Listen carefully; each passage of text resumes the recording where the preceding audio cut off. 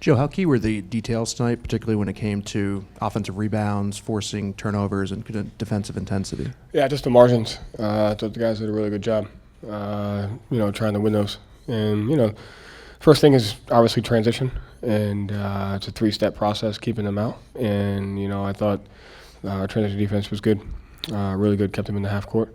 I thought our individual defense was good, and I thought we were able to get in driving lanes and get out to shooters. And they test our discipline, they test our communication, and I thought we handled it better in game 2. What did you like about the way you closed in the fourth quarter, obviously able to extend the lead and keep their starters from re-entering? Our defensive execution stayed intact. We gave up a few many rebounds, but our offensive spacing, shot selection was good, just managed the game properly. Jaylen obviously had a monster night. What did you see from him? Just making the right play, poise, patience, discipline, the proper actions, getting to the right spacing, and just picking and choosing his spots really well, whether it was in transition or in the half court. So it just continues to get better and better. Takes a lot of pride in his ability to impact the game in different ways, and I thought he did that tonight. He only had 2 assists in the box score, but it seemed like he was getting off the ball early when his path was cut off. It seemed like he was really moving the ball well on top of the scoring. Yeah. I mean, again, hopefully one day they'll add a potential assist category or a hockey assist. But he made the right play. It's the most important thing. Joe, is there any update on Luke's status? No, I haven't gotten one yet. And with him out of the lineup, you went small either with Jason or O'Shea. Was that the plan at some point to try that? And if not, what did you think of the way that looked? Yeah, I mean, it was a plan to just stay open-minded. I knew every game's going to be different, especially with these guys and their ability to just put pressure on you in different ways with their lineup. So it was a plan to get to something like that eventually. So we were kind of forced into it. But I thought it went well. I think I like the speed, I like the athleticism, I like the spacing that we have. So it presents strengths and some weaknesses that we have to be ready for. But I think the open-mindedness throughout the year to play different ways kind of prepares us for situations like this.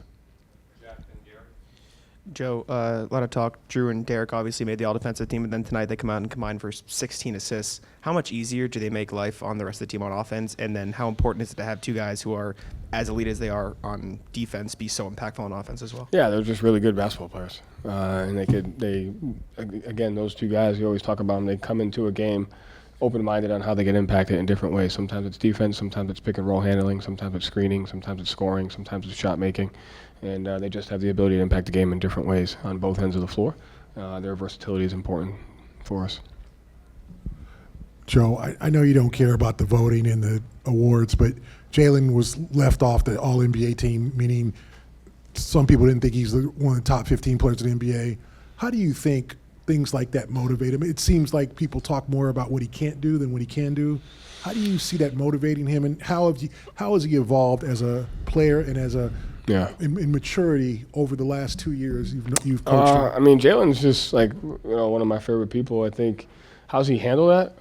I think he cares about it in a way that motivates him, and I think he doesn't really care about it at all because he understands that it's not winning is the most important thing. And so, he has an innate ability to just get better, to work hard, motivation.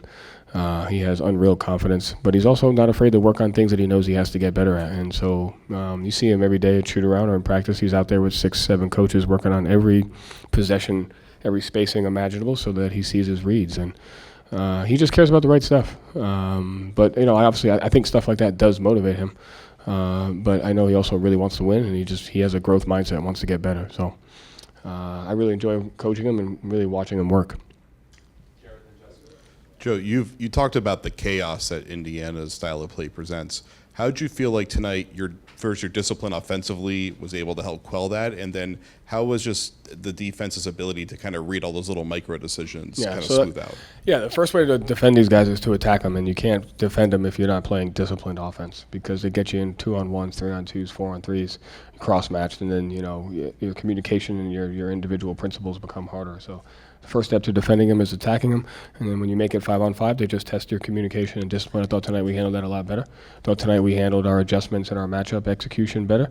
And I thought when you play in the chaos, you have to embrace the chaos. And so there's going to be possessions where it is chaotic, and you just have to be ready to handle it. And I thought our guys did a good job of handling it with just multiple efforts. Joe O'Shea was a plus 18 in about 12 minutes. What did you see from him that made his minutes so impactful? Just his presence, his energy, his athleticism.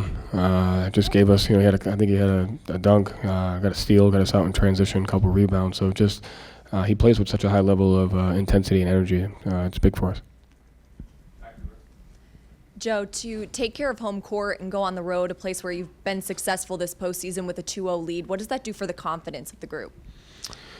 I don't know. I know only thing we should be thinking about is they were down 2-0 a series ago, and they brought to Game 7, and they do a great job protecting their home court. They're undefeated at home. So it's going to take a lot more than confidence to get the job done, and we have to focus on the details and the execution and the mindset, the right things that go into playing against a team like this at home. And I know they're going to respond, and so it's up to us to do the same.